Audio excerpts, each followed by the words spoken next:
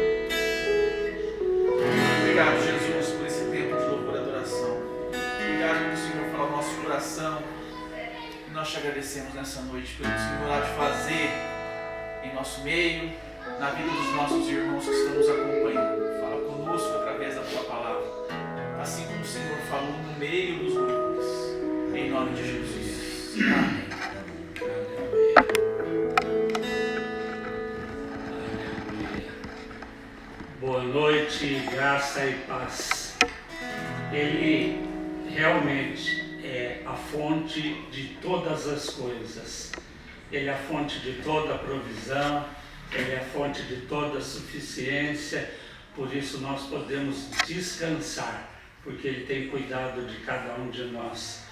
Eu espero que você tenha tido um dia excelente, mas de repente você pode dizer, pastor, mas às vezes para mim é difícil ter um dia excelente diante de tantas incertezas que eu tenho vivido nesses dias.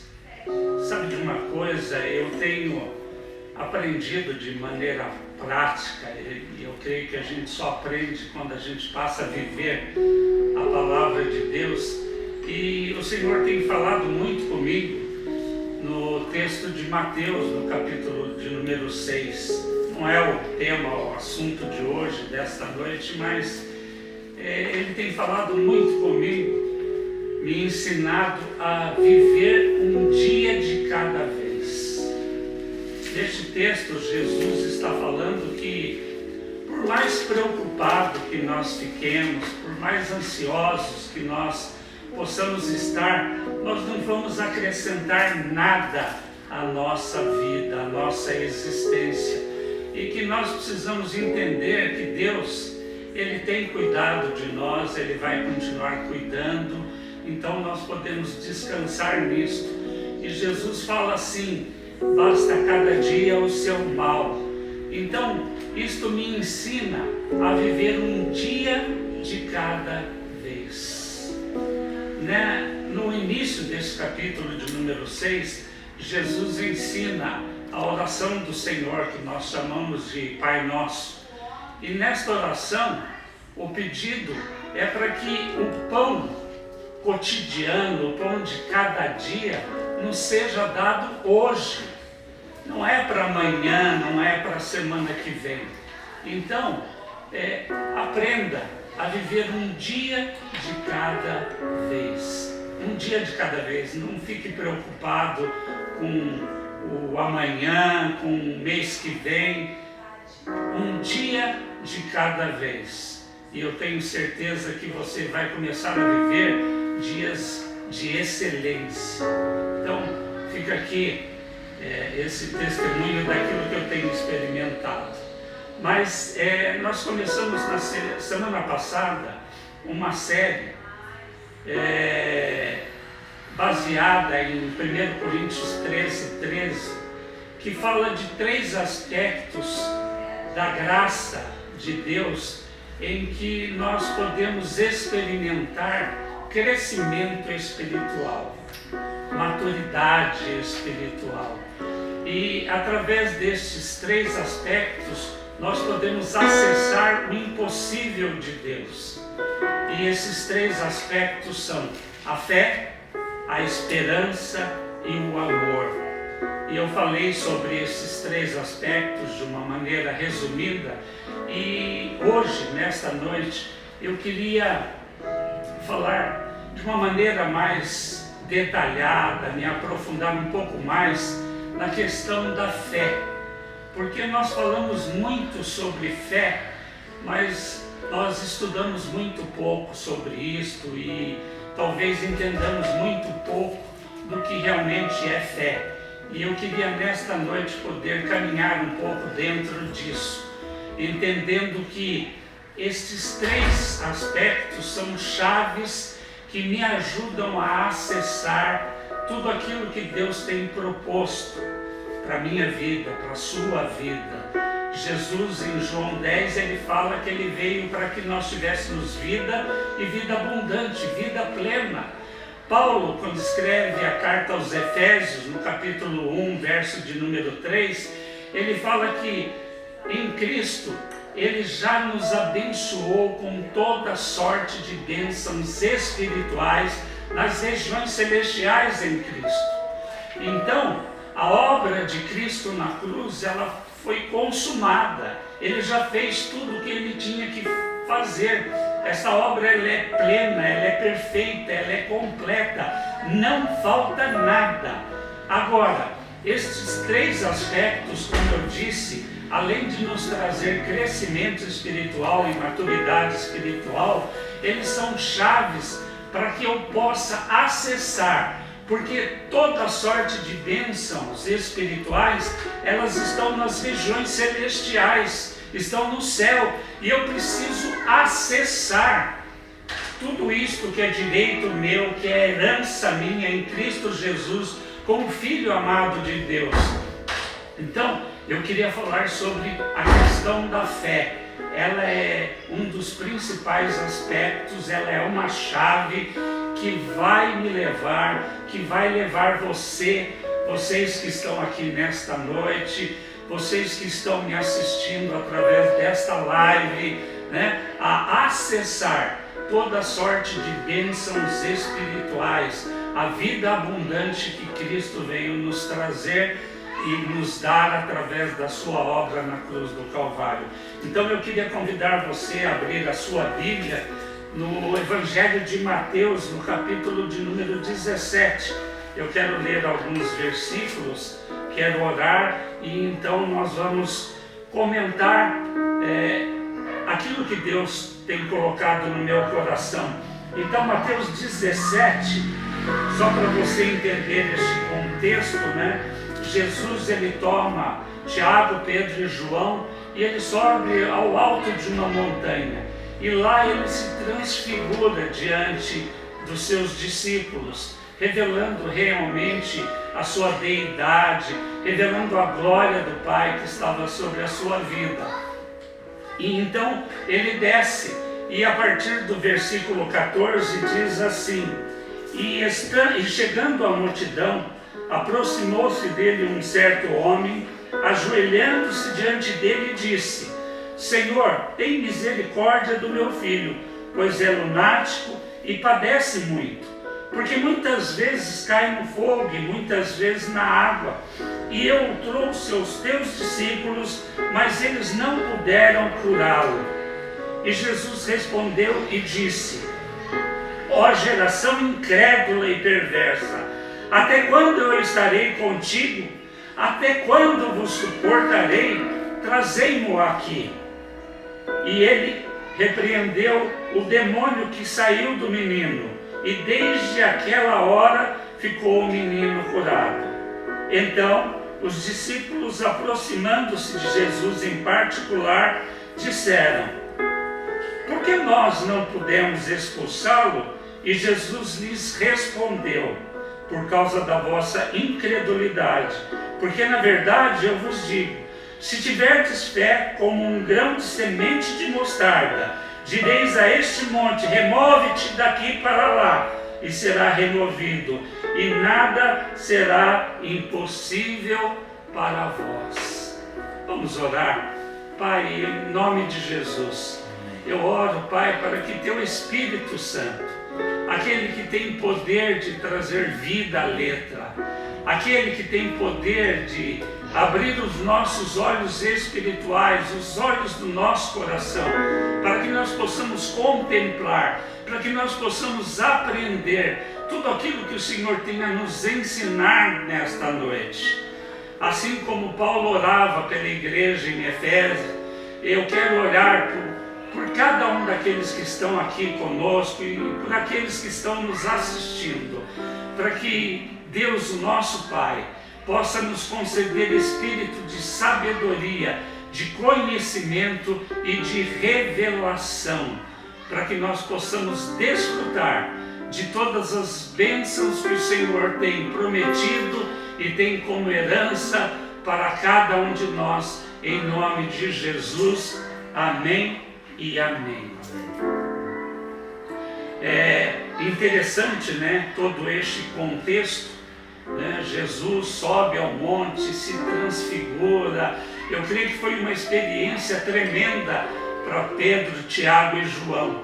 Mas quando ele desce, né, daquele monte, daquela montanha, ele encontra a multidão, e eu creio que o restante dos seus discípulos, e um homem vem até ele e se ajoelha diante dele, clamando pela vida do seu filho, que era lunático. O menino provavelmente sofria de epilepsia, mas Jesus percebe a ação de um demônio na vida daquele menino, né? Então Jesus, ele repreende os discípulos, aquelas pessoas que estavam à sua volta, e ora, expulsa o demônio da vida daquele menino. E aquele menino, a partir dali, né, foi curado, né, um milagre aconteceu. Mas o interessante é que os seus discípulos vêm em particular e perguntam para Jesus: por que nós não conseguimos expulsar aqueles demônios? E Jesus responde que a causa era a própria incredulidade deles. Mas Jesus fala de uma fé que é capaz de remover montanhas, montes. E na realidade a gente sabe que mover montanha é uma metáfora, né, diante da tarefa de realizar algo impossível. Algo impossível nas possibilidades humanas, mas não diante de Deus, porque a gente sabe, a própria palavra diz que todo aquele que crê, nada é impossível. João, no capítulo 14, no verso 12, palavras do próprio Senhor Jesus, ele dizia que nós iríamos fazer os milagres que ele fez e faríamos coisas maiores que ele fez. Então, não há impossibilidade diante daquilo que Jesus conquistou para nós, através da cruz do Calvário. Mas o texto, né, fala de uma fé como a de um grão de mostarda. E Jesus não estava falando com relação ao tamanho da fé, mas uma fé como. Por quê? Porque se as montanhas são as nossas lutas e dificuldades, eu creio que todos nós já passamos, estamos passando ou vamos passar em algum momento adversidades. Nós vamos ter situações contra nós, vão ter problemas. Pode ser um problema conjugal, pode ser um problema com o filho, pode ser uma enfermidade, pode ser um desemprego, não importa, não importa. Não há impossibilidade para aquele que crê. Então, a questão não é ter uma fé do tamanho. Jesus não está falando da questão de tamanho, porque se nós olharmos para o tamanho da nossa fé, muitas vezes nós não vamos conseguir avançar, conquistar tudo aquilo que Deus tem proposto para cada um de nós. Se eu olhar muitas vezes para a pequenez da minha fé, para a fraqueza da minha fé, eu vou parar, eu não vou prosseguir. Então, a questão não é o tamanho, mas é ter uma fé como. Por quê? Porque eu penso que se uma semente de mostarda, se ela olhasse para si, para o seu tamanho, ela não tem muita coisa que oferecer, mas ela dá o melhor que ela tem, ela dá tudo que ela tem. Então a menor semente das hortaliças, ela se torna uma árvore de até 3 metros de altura. Então ela não olha para o seu tamanho, mas ela simplesmente se dá. E é interessante esta comparação com uma semente, porque toda semente ela tem um DNA. Então ela vai ser aquilo que ela nasceu para ser, ela vai alcançar aquilo que ela nasceu para alcançar. E nós precisamos aprender através disso. Não importa o tamanho da nossa fé, da sua fé. Paulo, quando escreve a carta aos Romanos, no capítulo de número 12, verso 3, se você quiser abrir e olhar, Paulo ele fala que Deus deu a cada um de nós uma medida de fé. Deus deu a cada um de nós uma medida de fé. Então não importa o tamanho da sua fé diante das dificuldades que você tem pela sua frente, diante das montanhas, diante dos montes que vão se levantar ou têm se levantado contra a sua vida e têm impedido você de experimentar o melhor de Deus, a vida plena que Ele tem proposta para você. Então não olhe para o tamanho da sua fé, você já tem fé suficiente. Não é o tamanho, mas é ter fé como uma minúscula semente. É você dar o melhor de você, e com certeza, a partir daquilo que muitas vezes pode parecer pouco para você, você vai alcançar o muito de Deus, você vai alcançar o milagre de Deus.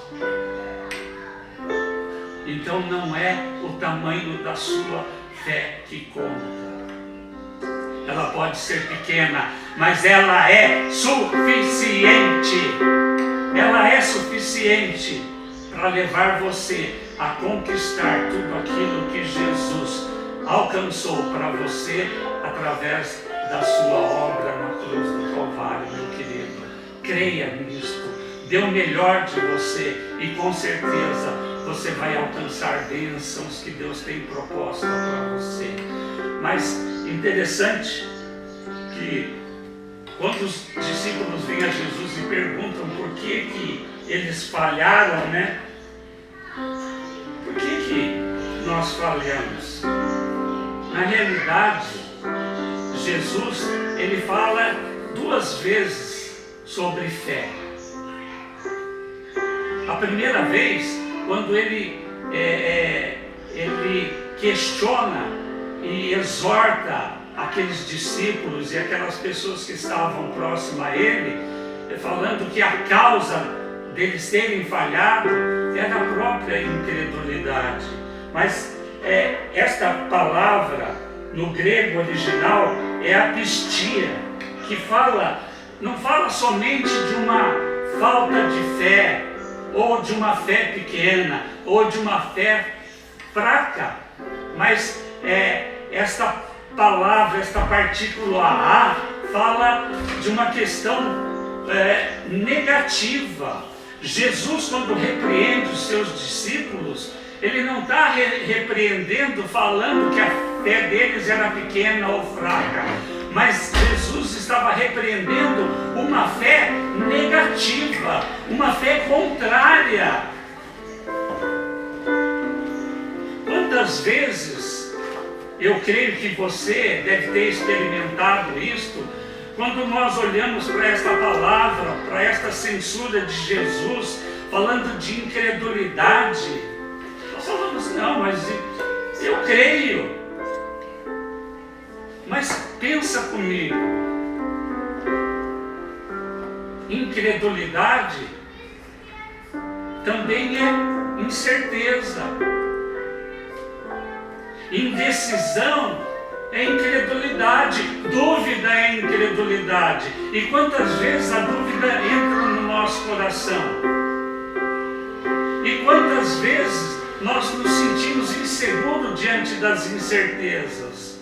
Então, o que Jesus está exortando, criticando, não é uma fé pequena, mas era uma fé negativa, uma fé que não produzia resultado, muito pelo contrário, uma fé que é destrutiva.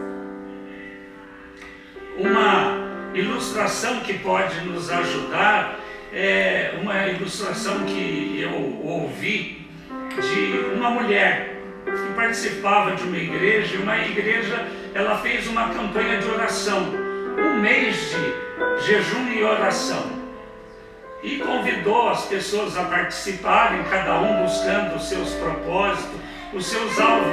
E uma mulher vem até o pastor e fala: olha, pastor, eu vou participar desta campanha, e eu vou jejuar e orar durante 30 dias pela conversão do meu marido. E ela realmente participou os 30 dias, jejuando e orando pela conversão do seu marido. E acabou aquela campanha. Algumas semanas depois, o pastor encontra aquela mulher no supermercado e pergunta para ela: ô Maria, tudo bem? E daí? O João se converteu? Ela falou que nada, pastor. Aquele homem sem vergonha lá nunca vai se converter na vida dele. Então, como é que essa mulher pôde participar de uma campanha, jejuando e orando para o seu marido, crendo na conversão dele, quando na realidade no seu coração ela não crê dessa forma? Muito pelo contrário, ela crê de uma maneira negativa, que ele nunca vai se converter. E quantas vezes, diante das nossas dificuldades, nós temos a mesma atitude. Não cremos como deveríamos crer, pior, cremos cremos de maneira negativa e não vamos realmente alcançar nunca. Então esta era a censura de Jesus. Estava censurando uma fé negativa, uma fé improdutiva, uma fé que não constrói, pelo contrário, destrói. E nós precisamos entender que tudo aquilo que nós sentimos no nosso coração, nós acabamos atraindo, seja negativo ou seja positivo. Então, esta é a censura de Jesus. Este é o resultado, uma fé negativa. Mas ele diz o seguinte, ele fala: mas na verdade, eu digo para vocês que se vocês tiverem fé, como um grão de semente de mostarda, direis a este monte: lança-te daqui, e assim vai ser. E na realidade, esta segunda fé aqui no grego original é pistes. E ela fala de uma convicção, né? Mas não qualquer convicção. Ela fala de uma convicção que vem no nosso coração, que é fruto do nosso próprio relacionamento com Deus. Que convicção é esta? É a convicção de que Deus existe. É a convicção de que Deus, Ele é o Criador de todas as coisas. É a convicção de que Ele está no governo de todas as coisas. De que Ele é provedor e doador de todas as coisas. Então, esta fé, ela é capaz de criar. Mas, então, com base nisso, o que é fé? Fé é o resultado de dois ingredientes da mente humana: convicção mais emoção. Olha o que eu estou falando para vocês, isso é uma chave para a gente poder entender o que é fé. Fé é convicção mais emoção. Hebreus, capítulo de número 11, verso de número 1, tem uma definição bíblica de fé, do que é fé. E este texto fala que fé é a certeza das coisas que se esperam e a convicção de fatos que não se veem. Eu espero, mas eu ainda não vejo. Porque se eu enxergar, não vai ser fé. Então, essa definição de fé de Hebreu, veja o que ela fala. É a certeza das coisas que eu espero e a convicção de fatos que eu não vejo ainda. Mas fé é a força mais poderosa do universo. Por quê? Porque não há limites para aquilo que eu posso fazer através dela em Deus, para aquilo que eu posso alcançar, para aquilo que eu posso conquistar. Paulo, quando escreve a carta aos Romanos, no capítulo de número 10, versos de número 8, 9 e 10, Paulo ele fala assim: e a palavra, ela está perto de ti, na tua boca, convicção, e no seu coração, emoção. Ele diz, esta é a palavra de fé que nós pregamos, esta é a pregação do Evangelho. E ele diz, então, se com a tua boca você confessar, convicção, a Jesus como Senhor, e no seu coração, emoção, você crer que Deus o ressuscitou dentre os mortos, você será salvo. Convicção e emoção. Então, o que é fé? Fé é imaginação.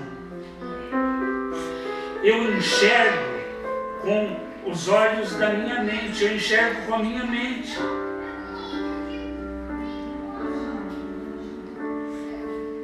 Eu enxergo com os meus pensamentos. Estes pensamentos geram uma emoção. Então, eu vejo com a mente, eu sinto com o coração e eu declaro com a minha boca. Nós entendemos, né, o poder criacional que há no nosso pensamento e que há na nossa palavra. Provérbios, né, no capítulo Provérbios 23, diz que assim como eu penso, assim é. E Provérbios 18, 21 fala que vida e morte estão no poder da língua. Então, com a minha boca eu posso construir ou destruir. Então, de maneira prática, a fé é imaginação. Fé é eu enxergar com a minha mente aquilo que eu ainda não estou vendo, aquilo que ainda não é real, mas eu já vejo através dos meus pensamentos. Isto, né, vai produzir um sentimento, uma emoção no meu coração. Então eu vejo com a minha mente, eu sinto com o meu coração e eu declaro com a minha boca. Há poder criacional nos nossos pensamentos e na palavra que sai da nossa boca. Então, é uma lei. Esta é a lei da atração. Aquilo que eu penso e aquilo que eu falo, eu atraio. Aquilo que o meu coração crê, emoção, eu atraio, se torna, já é. Então, fé é isto. Fé é isto. É convicção, mais emoção. Eu olho, eu vejo, eu enxergo com os olhos da fé. Como? Na minha mente. Imaginando aquilo que eu espero. É convicção, eu sinto com o coração e declaro com a minha boca. Porque quando eu declaro com convicção, crendo, eu trago a existência, eu trago aquilo que está no mundo espiritual, no campo espiritual, para o natural, para o material. Então, fé é imaginação. Fé é a força mais poderosa do universo. Não há limites para aquilo que nós podemos conquistar, alcançar através da fé. Esta é uma chave de Deus para nós, uma chave que nos dá acesso a toda sorte de bênçãos espirituais, que é direito seu, que é herança sua, que Deus deu para você e já está à sua disposição lá nos céus. E você acessa através da fé. Não importa o tamanho da sua fé. O que importa é que aquilo que você tem, dê o seu melhor, dê tudo que você tem. Para encerrar, eu queria ler a carta de Paulo aos Efésios. Queria que você abrisse comigo Efésios.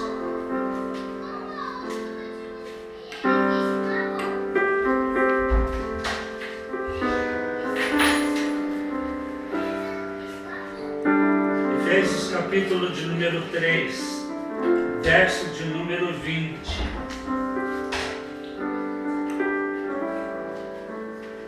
Paulo fala assim: aquele que é poderoso para fazer infinitamente mais de tudo que pedimos ou pensamos, segundo o poder que opera em nós. Aquele, Ele, o Senhor, aquele que é poderoso para fazer infinitamente mais do que tudo o que nós pedimos ou pensamos.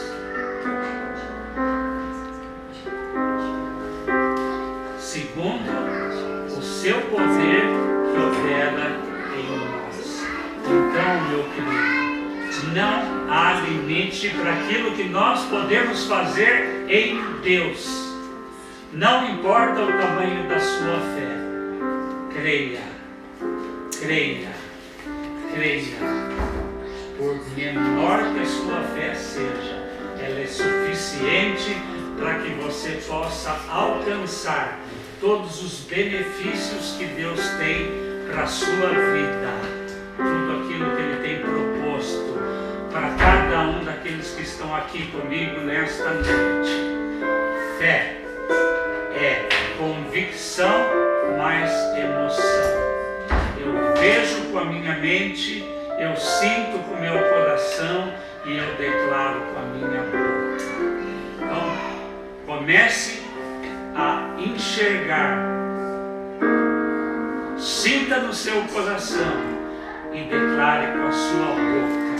Você vai gerar, você vai criar, você vai conquistar, você vai trazer do espiritual para o natural tudo aquilo que Deus tem para a sua vida. Eu quero orar por você neste momento, para que realmente o Espírito traga revelação ao seu coração nesta noite. E você deixe de ter uma fé negativa. Você realmente tenha convicção de tudo aquilo que Deus tem. Você enxergue com os olhos da fé. Você declare com a sua boca. Você creia com seu coração. E vai ser em nome de Jesus. Pai, em nome de Jesus, eu oro por cada um daqueles que estão aqui comigo nesta noite, Senhor. Eu oro por aqueles que estão me assistindo, Pai, para que o Senhor revele realmente esta chave espiritual, para que eles realmente entendam que o Senhor já deu a cada um deles uma porção de fé, uma medida de fé, e que esta medida ela é suficiente para acessar toda sorte de bênçãos espirituais que estão nos céus, à disposição de todos aqueles que creem, de todos aqueles que conhecem, que têm as suas convicções baseadas no seu relacionamento com Deus, entendendo que Deus existe, que Ele é o Criador de todas as coisas, que Ele está no governo de todas as coisas, que Ele é o Deus de toda provisão e Ele é o Deus de toda doação. Ele nos deu o que Ele tinha de mais precioso, que foi seu Filho unigênito. Ele nos deu o Espírito Santo e com certeza nos dará todas as demais coisas, em nome de Jesus. Em nome de Jesus. Amém e amém. Querido, uma semana de vitória para você. Que você realmente possa mudar a sua maneira de pensar. Que você possa começar a enxergar tudo aquilo que Deus tem para a sua vida e declarar com a sua boca. Tome posse de tudo aquilo que Deus tem proposto para você. Uma vida plena e abundante em Cristo Jesus. Amém? Um abraço e vitória em Cristo. Amém. Ainda só um pouquinho aí, pessoal. A gente queria...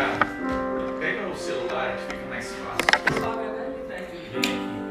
Hoje é o dia do pastor, dia 14 de junho, e nós gostaríamos de orar pelos nossos pastores. Queria trazer uma palavra para os nossos pastores. Levanta aqui, pastor, fica mais fácil para enquadrar na live ali. A palavra de Deus diz assim: esforça-te, não, desculpa. Cada um cuide não somente dos seus interesses, mas também dos interesses dos outros. Né? Está lá em Filipenses 2,4.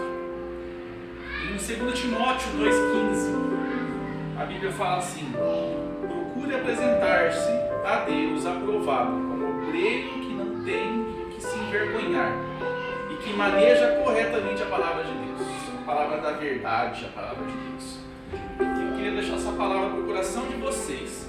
E enquanto a gente tem um tempinho na live, a gente queria orar pela vida de vocês, honrar com vocês, colocar a vida de vocês diante de Deus. Eu queria que você aí na sua casa fechasse os seus olhos, estivesse orando pelos nossos pastores. Pai, em nome de Jesus, nós te agradecemos pela vida do Jimmy e da Cris, este homem e essa mulher, que diz a tua palavra, não tem cuidado apenas do interesse deles, mas tem cuidado do interesse de todos os outros, de todas as suas ovelhas. Nós nos conhecemos, andamos juntos com eles, e sabemos, ó Deus, o coração de servos, o coração doador que eles têm. Nós conhecemos, ó Deus, as suas dores, nós temos vivenciados com eles as alegrias, as tristezas, as dificuldades. Eu quero, Pai, nesta hora, nesta noite, abençoá-los. Peço, Deus, que o Teu Espírito Santo venha sobre a vida deles, trazendo um renovo, trazendo, Senhor, uma energia nova, um fôlego novo, Pai, trazendo, Senhor Jesus, uma força nova ao coração deles. Paizinho, que o Senhor nos renove, que o Senhor nos fortaleça, que em nome de Jesus o Senhor venha de encontro aos desejos do coração deles, e que eles em tudo, Pai, possam sentir, presenciar a Tua presença e a Tua mão, o Teu mover sobre a vida deles. Vem, meu Deus, trazendo uma unção nova, vem trazendo, Senhor Jesus, uma alegria nova, e que o Senhor nos abençoe, que seja, Deus, um novo ano, uma nova etapa na vida deles, de vitórias, de alegrias, de conquistas, de avanços. Em nome de Jesus, obrigado, Pai, pela vida deles. Obrigado pelo Senhor ter colocado a vida deles sobre as nossas vidas, para cuidar de nós, para nos abençoar. Em nome de Jesus. Amém. Amém. Amém. Irmão, obrigado. Deus abençoe a vida de todos. Fiquem com Deus. Uma semana de vitória.